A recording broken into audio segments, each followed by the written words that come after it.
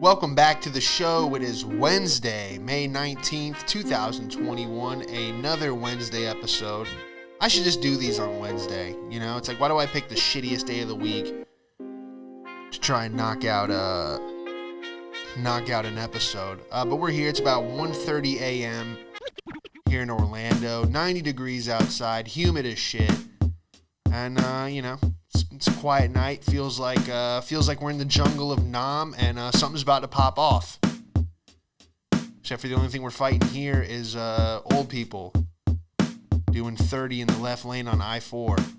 Everyone wants to talk about stopping drunk drivers in Florida. Oh, that's a huge problem on the highways. You know what else is a huge problem?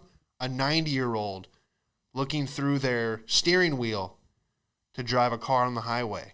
Maybe that's, I'll take my chances with Cletus leaving the bar, driving a lifted truck on the highway. Okay, at least he's gonna try.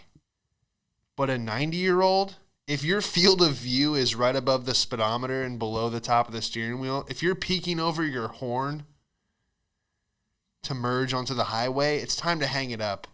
Okay, it's time to start taking an Uber. They look like, dude, old people driving their car in Florida, it looks like they're riding a Harley Davidson. Like what was that show? Orange County Choppers, where the handlebars are like you have to fully extend. It looks like you're trying to, I don't know. It looks like you're a ref and you're saying like it's good. Like the field goal's good. That's how it looks like when they're holding on to the handlebars. Like you're trying to mount a shelf. It always looks like those guys riding the Harleys are looking back like, is it level? Are the handlebars level? One guy told me it was comfortable riding with your hands way up there. He's like, it's real comfortable. I'm like, I don't know. It just doesn't look like you have control of the bike. Is it more comfortable when you're hitting the guardrail with your bandana? It's my patch. It's my, I don't know. I don't want to make fun of any biker gangs on this show. Fucking doing a show in Daytona 4 years from now. They're like, hey, what'd you say about the Hells Angels? I'm like, nothing. Fuck. You listened to episode 50. I didn't know you were a fan. But yeah, speaking of episode 50, we got a huge guest on today. I'm proud. It cost me a lot of money to bring this guy on the show for episode 50. But 50, are you on the line? Yeah. What's up, man? Let the people know what episode it is. It's 50. That's right. It is episode 50. Can't believe it, man. Staying consistent, even if it's not out on Monday. It's still there for the week. And all right, that's enough. We don't need you anymore. Yeah, all right. It's 50. Yes, we know. Episode 50. Thank you. Probably the dumbest thing was like can you believe it? I hope you guys like that. I had to get the 50 cent soundboard. Who knew? You can find a soundboard. There was like rapsoundboard.com. You had like every artist. You just click on their dumb head and it would like do a phrase. Yeah, at episode 50. Man, I was making an egg sandwich today, and I don't know why I thought of this, but sometimes when I crack an egg, I have a flashback to this moment in my life. It was probably kindergarten, maybe before first grade. There was an egg toss at the local community. It was just one of the events. It was like a 4th of July. This was before the internet, okay, back in the 90s when everybody, would gather. And if you wanted to have fun, you would do it in person. You would all meet up and you would barbecue. You would have a good time. You wouldn't drink wine and paint on Zoom or whatever the fuck people are doing nowadays. So yeah, there was an egg toss. And if you were born in the 2000s, what an egg toss is, if you don't know, they don't have the egg toss app on the iPad they gave you fresh out the womb. But an egg toss is you underhand, or maybe if you're prison rules, you throw it overhand, but you toss an egg to your partner across from you, and they have to kind of cradle it and catch it without it breaking. And if you break the egg, you're disqualified. Last team wins. And every time you'd catch the egg, you'd have to back up a step or 3 yards. I don't know if it's different by county or town. I don't know if there's anyone taking it to an extreme. Yo, this is Springfield County. We back up 5 yards, you fucking... maybe there's someone who takes it serious. But there was this egg toss, and we lost, because when you're a kid, the egg is damn near as big as your hand. So you might as well just catch it with a fork at that point. But yeah, I remember I was looking at the prizes. It was like one of those things where they're like prizes, fireworks, just like the whole community party. And you could win prizes for the egg toss. We lost, but we were still checking out the prizes, me and my friend. And they had like a G.I. Joe. And I was like, man, I wish we won. I would have got the G.I. Joe. It was like a rare one. Had like an M16. Dude had like his face painted. It was a sweet one. And some girl, she was like, hey. And I remember turning and looking at her. I never met this girl. But she was my age. We were probably like, dude, I don't know. I want to say at the most first grade. And she just, if you ever seen a dunk contest where they windmill dunk the ball, where they like go all the way around and then slam it down, that's what she did with an egg on my head. She didn't just crack this egg on my head. She like windmill dunked on my head and just cracked this thing like right where my hairline meets the forehead and just destroyed me. And I had to be, man, what is that, like 7? Maybe 6 years old? I don't know. But I vividly just remember, my head movement was not, dude, you're not an assassin. You don't have head movement in the first grade or whatever. But she just slammed this egg right on my head. And I was just stunned. And there was like a few people saw, and I didn't know how to react. I just started crying because I'm like, dude, I have this egg on my head. I think I still had like, when you still have that toddler belly? I remember having that thing. I don't know. It was like, you have like a beer gut in like first grade. But yeah, dude, I was sitting there crying. And this lady that ran the prize booth, she felt so bad for me. She was like, you could have any prize you want. And I just picked the G.I. Joe. And I remember just walking out the gate, crying, holding a G.I. Joe, which was a prize for a game that we didn't win, but I got it as I took such an L that day that I got a W. And I don't know why. I think of that sometimes when I hear an egg crack. Anyone that, that like fake thing. I don't know if someone's ever done it to you where they like hit their fist on your head and then they like use their fingers to act like it's like the egg yolk. I know I can't do that. I get like PTSD I don't even know what I thought about this, but I was just like, man, there was a moral to this story. I totally forgot it. But it was something like, I don't know. I had this G.I. Joe, but I knew that I only had it because someone just completely humiliated me. And she was like, dude, people want to say like I think having a little, like if I was to have, I would much rather have a son, dude, than a daughter. I feel like, dude, girls, like, there's some evil there's evil guys out there, but dude, like little girls, dude, those are demons. And then come to find out she's like weeks later, someone's like, oh, she likes you or something. Like she thinks you're cute.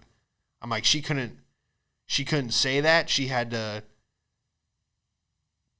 fucking Tim Duncan me. She had to just do a 360 windmill dunk with an Eggland's Best right on my dome. Oh man. Yeah, I was just making an egg burrito. I cracked an egg, and I was just staring into the microwave. I was waiting for Nancy to come by and be like, "What? Why are you crying?" I'm like, "Oh, did I ever tell you the story about when I got a fucking egg slammed on my head?" Oh, just shit you think about from your childhood where you're just like, "Oh man, what if I moved my head to the left and then slammed an egg on her head?" Shit you would do if you had a time machine. I wouldn't go back and tell hey JFK, you might want to leave the top up today as you drive through Dallas. I wouldn't waste it on saving a president. I would go back and just counterpunch that little girl. But yeah, man, hope you guys are good. I don't know why I thought about that, but anyway, dude, can we I know some of you are with me on this, but maybe some of you do this. Can we stop bringing our dogs to restaurants? I don't care if it is a quote unquote dog friendly restaurant. All right, I was out to breakfast. I don't know if it's called brunch if it's not the weekend. Maybe it's just you're just a degenerate eating breakfast at noon at this diner, and there's this lady behind us, and she was alone for like probably half our meal, good 25 minutes. She's by herself. Then some woman comes in with like the two of the biggest dogs I've ever seen, just taking up the entire patio. And she was like, "Sorry, I'm late." Just some like lesbian. Think of like any woman's basketball coach. That was the energy. She even had a visor. She really leaned into this character. And I don't know, man. I thought I got away from that. You know, that's like some New York, LA bullshit. Like, oh, it's my emotional support French bulldog that has 150,000 followers. His name is Pierre Walks New York 43 on Instagram. Dude slinging dog food just because his freaking dog looks good. But yeah, people would like leash him off to the table, and then everyone walks by. Oh, it's so cute, and the fucking waiter can't get to your table. You know, just creates an absolute nightmare. But yeah, then this lady I couldn't even enjoy my meal because I was just overhearing all the shit that was coming out of her mouth. Oh man. The waiter was like, "Do you want she had tea." The waiter's like, "Do you want any sugar or sweetener?" And she like rolled her eyes and said, "Oh, you never do that." She goes, "I'm a tea enthusiast. I'm a tea expert, and I just want to let you know, a lot of people don't know this, but you're never supposed to put sugar in your tea." And this guy looked at her. You know, he wanted to just be like, RKO out of nowhere, and just slam her right through the table. You know, but he had to be like, "Oh, okay, yeah, fuck me, right? I'll be right back." And then she goes, "Oh, and a bowl for the dog, if you will." I'm just like, oh my God. You know? It's like because, dude, when I waited tables in New York, people would ask for, "Oh, my dog, it's a little hot out here. Sparky needs a bowl." I go, "Yeah, and I have tables that need steaks that are going to tip. Is your dog pitching in? Why don't you leave him at what is the point?" She had two labs that were like, she was like, "Oh, they're mixed with pit bulls," and you could tell that the dogs didn't want to be there, but she brought them. That was her personality. She had to bring her dogs. It's not like they were barking at the front door when she was leaving. She was dragging them out. That's probably why she was late. Trying to get these things look like the dog that was on the other side of the fence in the Sandlot. Zeus or whatever, Hercules, that everyone was scared of. You know, and she's asking the waiter, "Oh, can you take a picture of me and my dogs?" And he took a photo. She's like, "I don't like that one. I blinked." You know, just someone that thought that the entire diner ran around her. Ugh, I'm a tea enthusiast. Oh, you're not.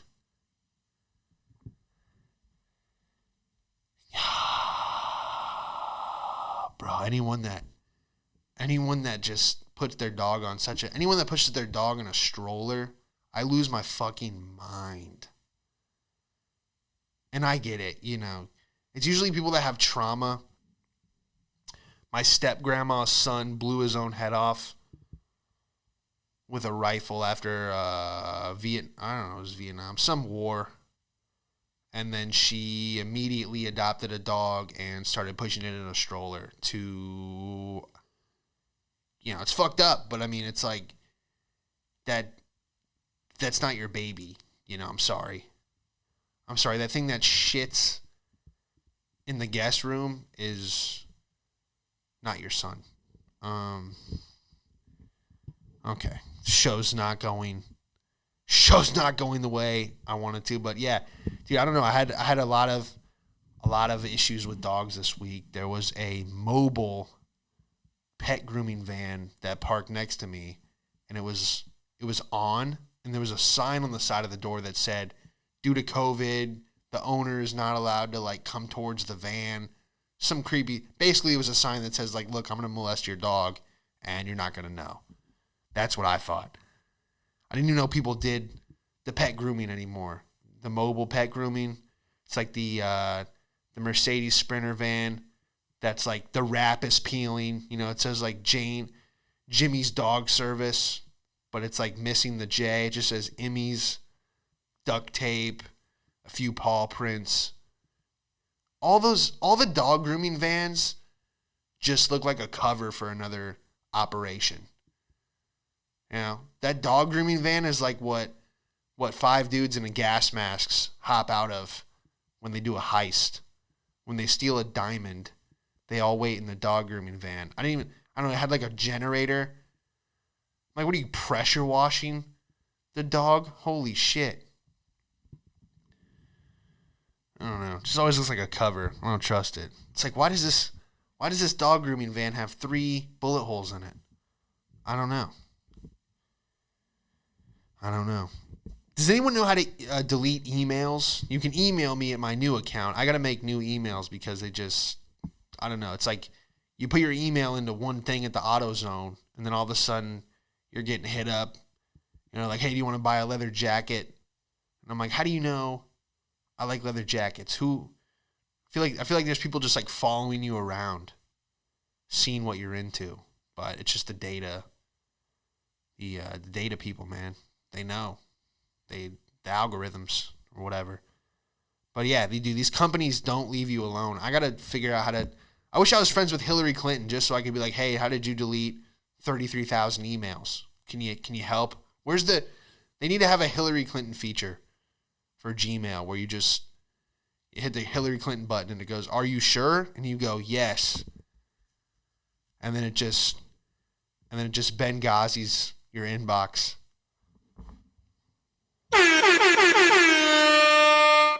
And yeah, I have 56,000 emails. I just can't get. I've been trying to unsubscribe from as much stuff as I can.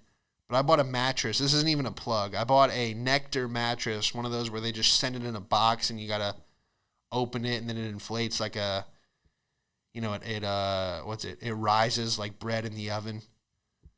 You gotta wait like 48 hours before you can sleep on it. And yeah, it just inflates like one of those safety rafts where you just pull the string.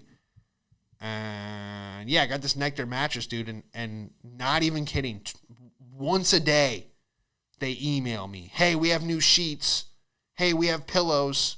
These companies just don't leave you alone.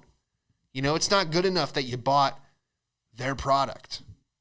It's not good enough. They got to sell you everything else. So I bought this mattress. It was like $1,000. Okay, but every day they're like, hey, these sheets are only $49.99, and we'll throw in a mattress protector. I'm like, hey, why can't you just send an email saying, hey, thanks for being a part of the Nectar family, and if you need anything else, here's our website. No, you can't do that. You got to sell more. You got to sell more shit, don't you, Nectar? You got to, dude. They're sending me recipes. They're saying the four foods you should eat before bed. Make a banana smoothie before bed. The potassium releases the chemical in your brain. I'm like, leave me alone. I bought the mattress. I bought the mattress, you know? Excuse me, I had to mute myself. Yeah, I bought the mattress, man. I bought this. Now they're sending me recipes. They just hope that you click on the recipe. You know, like, oh, we'll make them click on the 4 things that help them sleep better. but they'll have to scroll past the pillowcases first. Then we'll sum. That's the marketing team. Bill Hicks was right. He's like, anyone in advertising, he's like, borrow a gun from a friend and just end yourself because you're demons. You know, they're always thinking, how can we sell more shit? You know? That's the marketing. You're like, the mat. We don't make any money on the mattress. We make our money on the sheets. That's a 49% markup, thanks to Chinese labor camps. Or whatever. Yeah, this is not a plug. I don't know if you figured that out by now. I don't think Nectar's going to be sponsored anytime soon after that.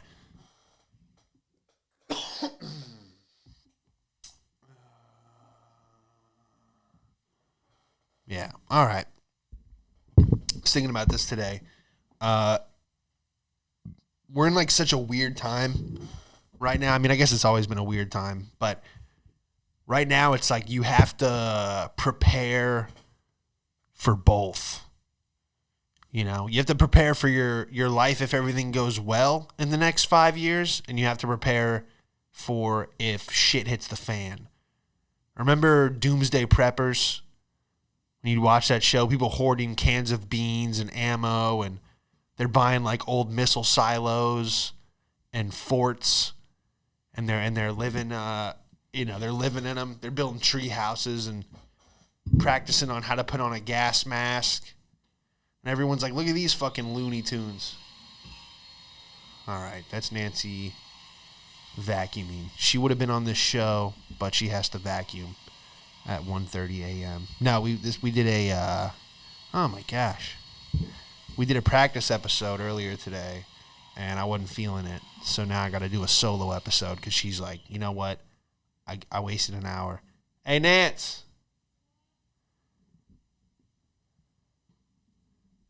Appreciate it. What are we talking about? Yeah, you got to prepare for both, man. People used to watch Doomsday Preppers. Like, look at these loons. Now you watch Doomsday Preppers and you have like a notepad. You're like, okay, what food lasts the longest? What shotgun doesn't jam? Dude, you see how people freaked out over toilet paper? I think everyone has a gun now. I don't think, what are you going to do with gun control? So they said it was like 9 guns per person. And that's like in Texas alone. You know, the stats are crazy. But yeah, dude, I don't know.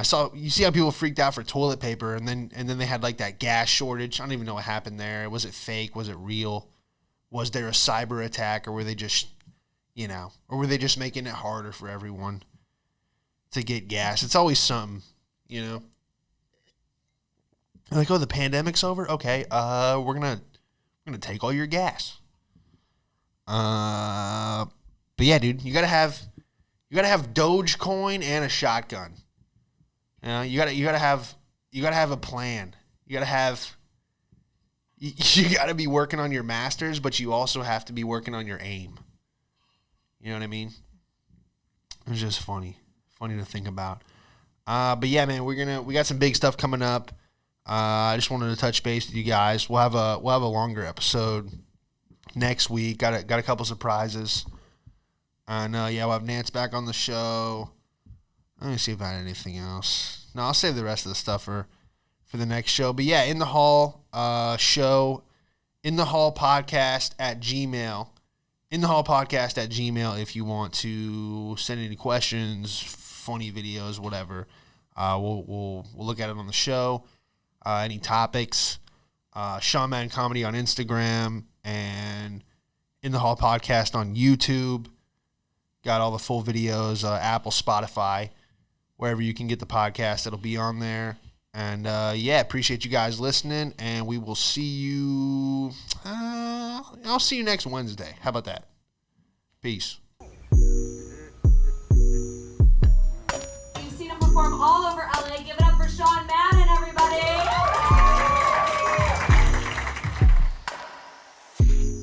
What have we got here? A fucking comedian. This joke's not going to go well. You gotta let it fly.